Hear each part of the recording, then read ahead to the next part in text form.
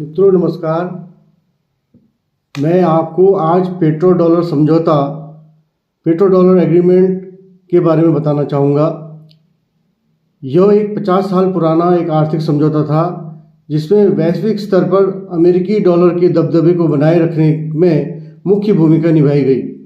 हालांकि 2024 और 26 आते आते इस ऐतिहासिक व्यवस्था में बहुत सारे बदलाव आ गए और ये जो पेट्रो डॉलर समझौता हुआ था ये हुआ था 8 जून 1974 को, जब संयुक्त राज्य अमेरिका और सऊदी अरब के बीच एक आर्थिक चक्र इकोनॉमिक लूप स्थापित करने के लिए इसको किया गया था। तो सऊदी अरब अपनी तेल की बिक्री केवल अमेरिकी डॉलर में करने के लिए सहमत हो गया। तेल की बिक्री से प्राप्त डॉलर, जिसे पेट्रो डॉलर कहा गया, को फिर से अमेरिकी ट्रेजरी प्रतिभूतियों ट्रेजरी सिक्योरिटीज़ में निवेश किया गया, जिससे अमेरिका को अपने कर्ज चुकाने में मदद मिली। अमेरिका ने सऊदी अरब को सैन्य सुरक्षा, आधुनिक हथियार और राजनीतिक स्थिरता देने का वादा किया। यह औपचारिक 50 वर्षीय समझौता 9 जून 2024 को समाप्त हो गया। सऊदी अरब ने इससे केवल डॉलर वाली शर्त को आगे नहीं बढ़ाने का फैसला किया, जो वैश्विक वित्त में एक बहुत बड़ा मोड़ साबित हुआ। आज दुनिया बहुमुद्रा मल्टी करेंसी ऊर्जा युग में प्रवेश कर चुकी है। हालांकि डॉलर अभी भी अपनी तरलता के कारण व्यापार की मुख्य मुद्रा है, लेकिन इसका एकाधिकार टूट चुका है। सऊदी अरब अब तेल के लिए अन्य मुद्राओं को स्वीकार करता है, जिसमें चीनी युआन, यूरो और येन शामिल हैं। यहाँ तक कि डिजिटल मुद्राओं पर भी विचार किया जा रहा है। तो मैं ये कहना चाह रहा हूँ कि जब से चीनी मुद्रा युआन से तेल लेना शुरू किया गया है, तब से अमेरिका के अंदर खलबली मची हुई है। वो इस आर्थिक समझौते से और ये जो पहले आर्थिक समझौता हुआ था पेट्रो डॉलर का, उससे तिलमिलाया हुआ है। ये जो समझौता 9 जून 2024 को ख़त्म हो गया था, उसके बाद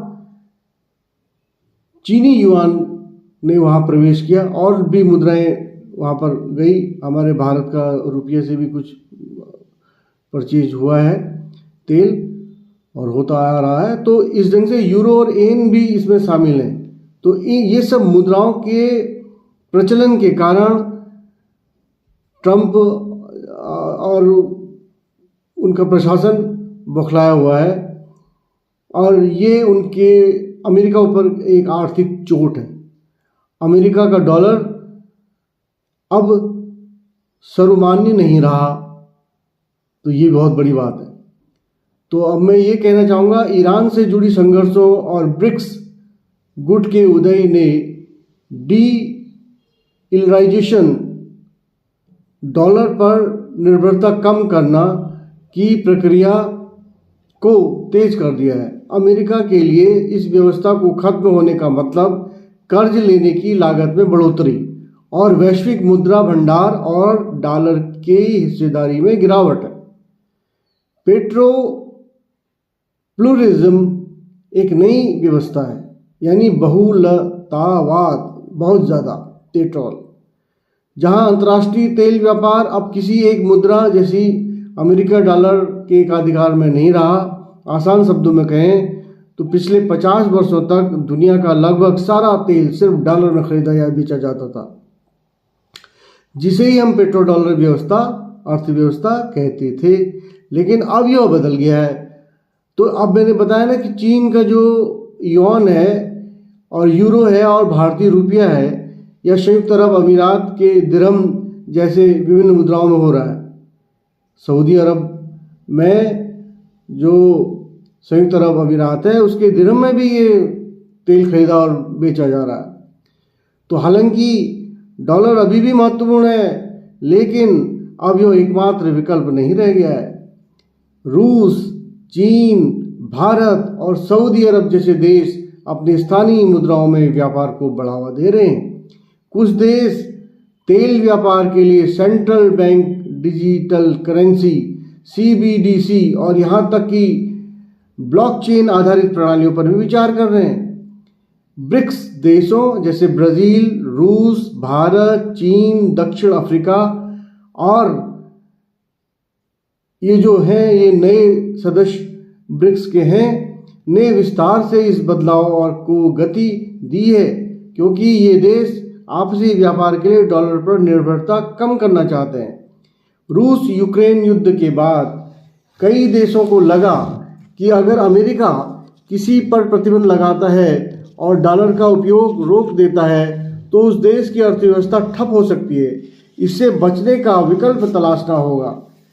तो सऊदी अरब अब केवल अमेरिका के साथ ही नहीं बल्कि चीन और भारत जैसे बड़े तेल खरीदारों के साथ भी अपनी रणनीतिक साझेदारी को लचीला बना रहा है। तो वैश्विक GDP में अब विकासशील देश ग्लोबल साउथ की हिस्सेदारी बढ़ रही है, जिससे वे अपनी मुद्राओं को अंतर्राष्ट्रीय व्यापार में स्थापित करना चाहते हैं। पेट्रो बहुलतावाद प्लुरलिज्म का मतलब है कि भविष्य में तेल के बाजार में किसी एक देश या मुद्रा की दादागिरी नहीं चलेगी। यह एक मल्टीपोलर बहुध्रुवी आर्थिक दुनिया की शुरुआत है, जहां व्यापार अधिक विविध और लचीला होगा।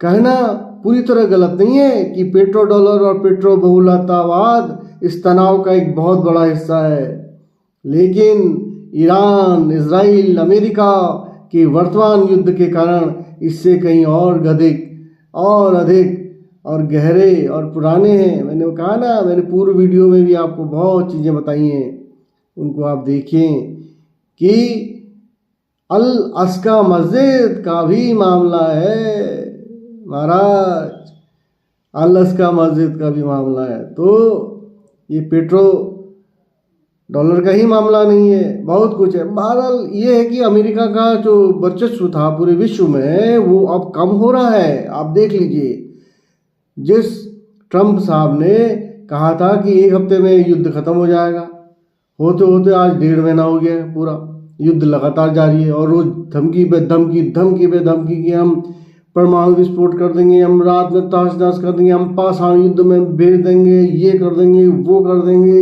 है ना। तो ये क्या है? ये बंदर गुड़की है। अब ट्रंप साहब उससे नहीं चलने वाला है। अब आपका अमेरिका इस समय पावरफुल नहीं रह गया। ये बात देख लीजिए, अब चाइना बहुत पावरफुल कंट्री है। चाइना इस समय बहुत बड़ा पावरफुल कंट्री है। तो पेट्रो प्रतिबंधिता, पेट्रो राइवरी, तो पेट्रो राइवरी क्या है? ईरान दशकों से अमेरिकी डॉलर के प्रभुत्व को चुनौती देता आ रहा है।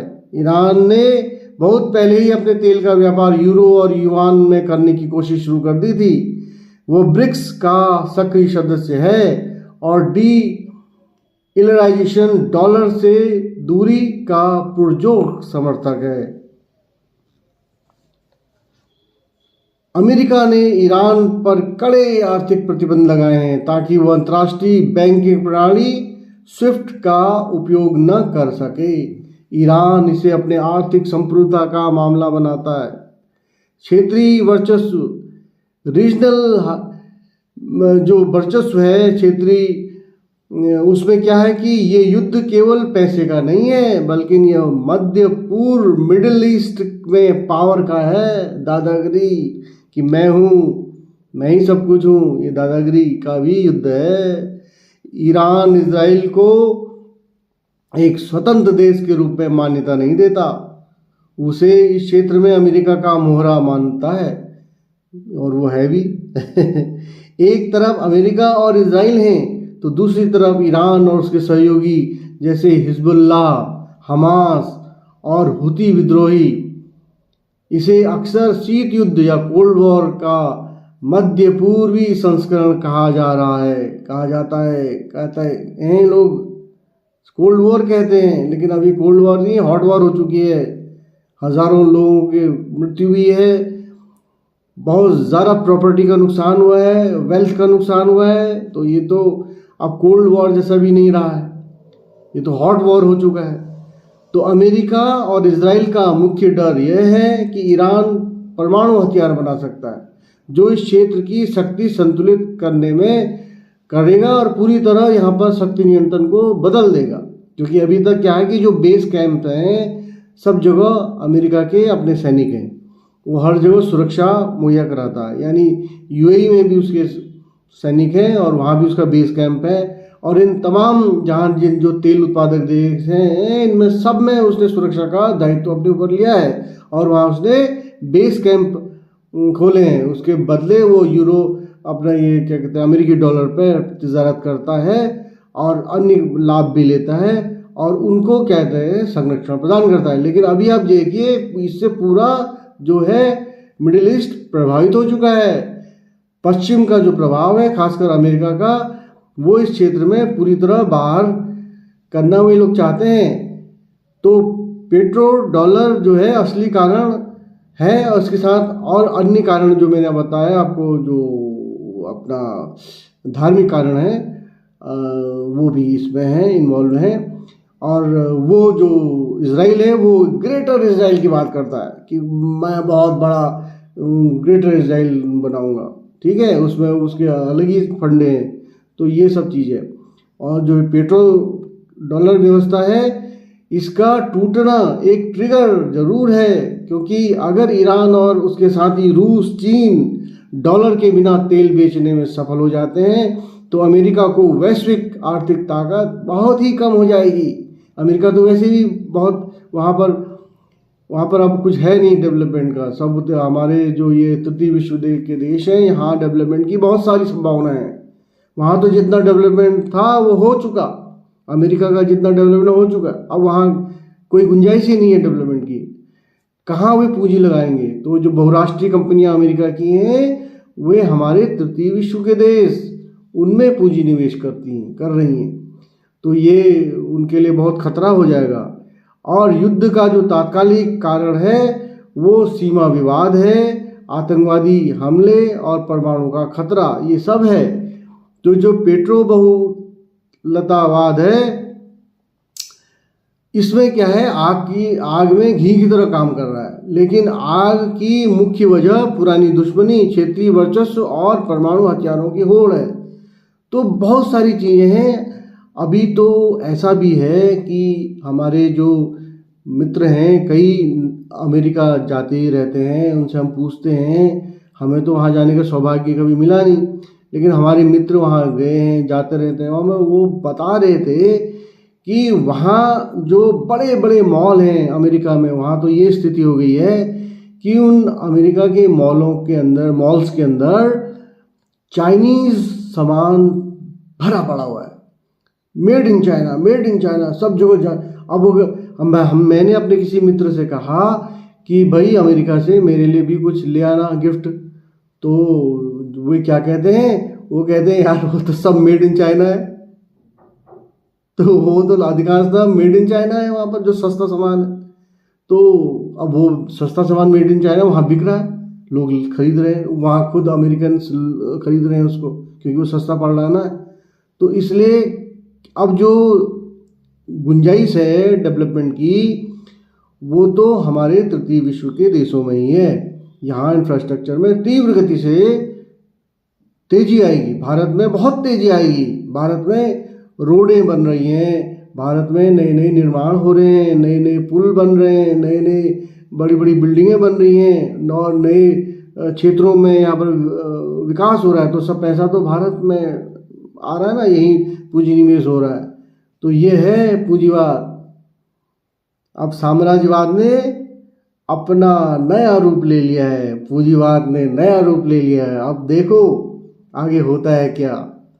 मैं तो रोज़ कुछ ना कुछ थोड़ा थोड़ा डालूंगा और प्रयास कर रहा हूँ, और मैं गड़बड़ी भी जा रहा हूँ बीच बीच में, मुझे उतना आता भी नहीं है ना, मुझे माफ़ करना। धन्यवाद, नमस्कार।